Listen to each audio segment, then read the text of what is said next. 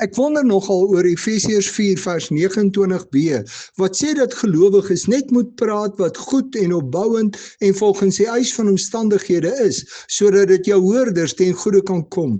Wat 'n verskil sal dit maak as ons aan die Here gehoorsaam is en by ons mond net woorde uitkom wat opbou, nie afbreek nie?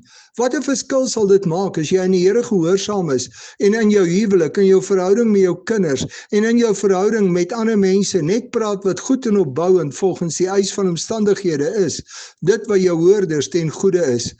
Wat sal gebeur as jy kies om niks wat sleg, lelik of afbreekend is, verander te sê nie? Wat 'n verskil sal dit maak as jy elke keer wat jy jou mond oopmaak, net praat wat goed en opbouend in daardie omstandighede is? Dis 'n keuse om Jesus Christus te volg, ook met dit wat by my mond uitkom.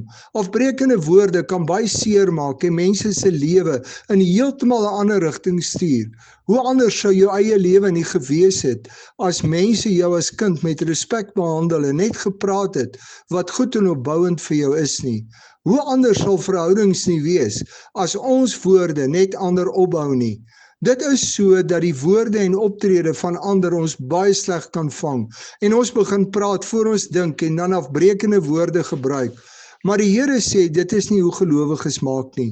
Ons lewe en optrede moet getuig dat Jesus Christus in ons leef en hom volg, selfs met die woorde wat by ons mond uitkom. Ons is hier om deur die Here gebruik te word en ons kan nie ons woorde terugtrek nie. Kies jy om deur die duiwel gebruik te word deur ander mense met negatiewe woorde af te breek?